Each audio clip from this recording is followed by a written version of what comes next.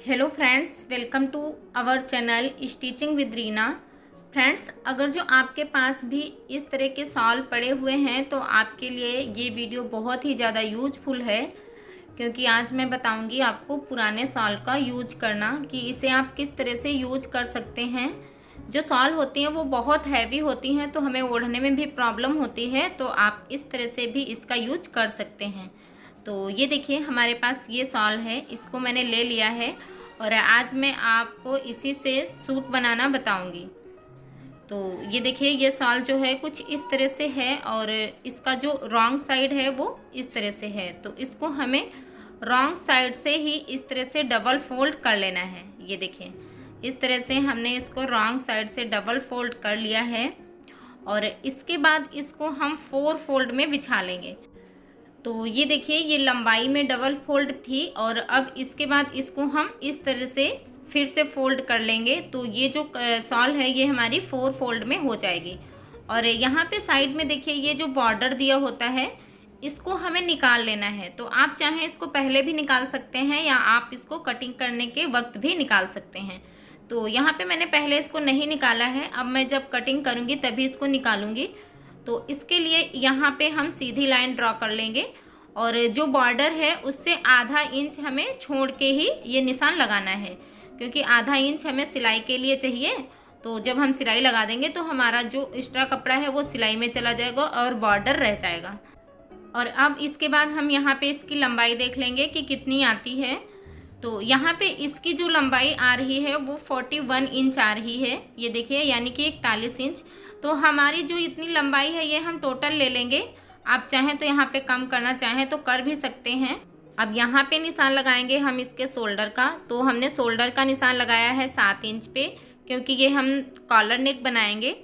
और इसके बाद इसका जो आर्म होल लेंगे वो लेंगे हम 7 इंच। आर्म होल का भी निशान हमने यहाँ पे 7 इंच पे लगा लिया है। और इसका जो साइज है वो है 38 साइज। तो 38 का यहाँ पे 1/4 हमें लगाना है, तो 1/4 होगा 9.5 इंच। तो यहाँ पे हम 9.5 इंच पे इसके ब्रेस्ट साइज का निशान लगाएंगे। तो इस तरह से हम यहाँ पे इसको रखेंगे और यहाँ पे हमें एक निशान लगा लेना है। तो इस तरह से हमने यहाँ पे ये भी निशान लगा लिया है। अब इसके बाद ये जो हमने निशान लगाया है यहीं से हमें नीचे की साइड पे एक 7 इंच पे निशान लगाना है। तो इस तरह से हम यहाँ पे इसको रखेंगे और एक हम निशान लगाएंगे 7 इंच पे और एक और हमें निशान लगाना है, जो कि निशान लगाना है हमें 14 इंच पे।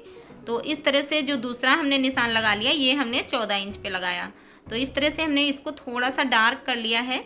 और अब इसके बाद ये जो हमने निशान लगाया था यहाँ पे हम इसके कमर का निशान लगाएंगे। तो कमर का जो 1/4 है वो है 8.5 इंच। जो कमर है वो हमारी है 34 इंच, यानी कि 34 इंच।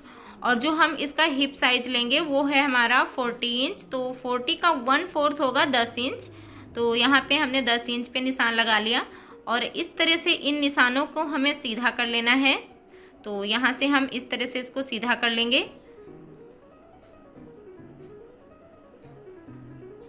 ये देखिए, इस तरह से हमें इसको सीधा कर लेना है। अब इसके बाद यहाँ पे हमने 10 इंच पे निशान लगाया, तो हमें नीचे की साइड में भी 10 इंच पे ही निशान लगाना है। तो यहाँ पे भी हम 10 इंच पे निशान लगा लेंगे और इस निशान को भी हमें सीधा कर लेना है। तो यहाँ से हम इसको भी सीधा कर लेते हैं। और अब इसके बाद यहाँ पे हमें जो हमारा ये आर्म होल है, यहाँ पे हमें आर्म होल का शेप देना है। तो जो फ्रंट साइड का शेप देंगे वो हम 1 इंच से देंगे और जो हम बैक साइड का शेप देंगे वो हम देंगे 1.5 इंच से। तो यहाँ पे हमने 1.5 इंच पे निशान लगाया और एक निशान हम लगाएंगे 1 इंच पे। और इस तरह से इसी को मिलाते हुए इस तरह से हमें शेप दे देना है। तो इस तरह से ये देखिए, हमने ये शेप दे दिया है। और यहाँ पे हमने फ्रंट आर्म होल का शेप अभी नहीं दिया है, क्योंकि ये जो हमारा ऊपर का पार्ट है ये है बैक पार्ट। और अब यहाँ पे हम इसके गले का निशान लगाएंगे। तो यहाँ पे इसकी जो हम ब्रॉडनेस रखेंगे वो रखेंगे 2.5 इंच और जो बैक पार्ट है उसकी डीपनेस हम लेंगे 1 इंच। तो इस तरह से हमने 1 इंच डीप कर लिया और इस तरह से हम यहाँ पे बॉक्स बना लेंगे और यहाँ पे हमें इस तरह से शेप दे देना है। तो अभी इसके हम गले की कटिंग नहीं कर रहे हैं, इसके हम गले की कटिंग करेंगे बाद में। और यहाँ पे भी हम इस तरह से मार्जिन लेके यहाँ पे हम शेप दे देंगे। और इसके बाद हमें इसी शेप पे इसकी कटिंग कर लेनी है। तो इस तरह से हम इसकी कटिंग कर लेते हैं।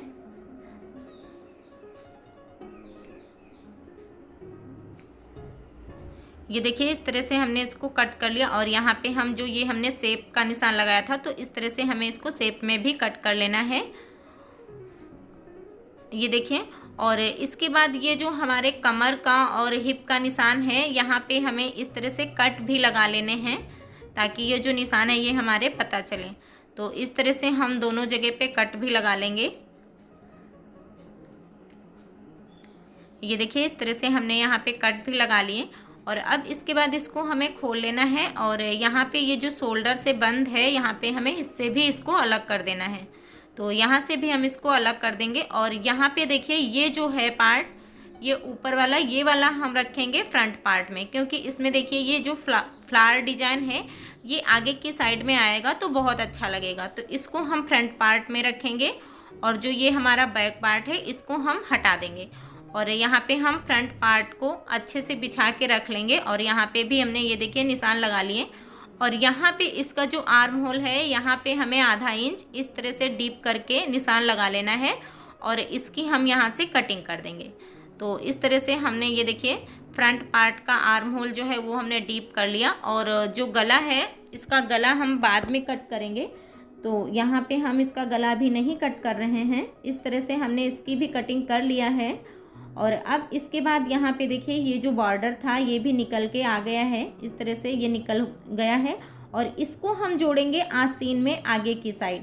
तो जो हमारा आस्तीन का बॉर्डर होगा वो भी चौड़ा हो जाएगा और हमारी आस्तीन भी लंबी हो जाएगी। तो अब चलिए ये जो कपड़ा बचा हुआ है इससे हम इसके आस्तीन की भी कटिंग कर लेते हैं। तो यहाँ पे हम आस्तीन कटिंग करने के लिए इस तरह से हमें एक एक आस्तीन हम कट कर रहे हैं। तो यहाँ पे हम इसको डबल फोल्ड में ही रख लेंगे।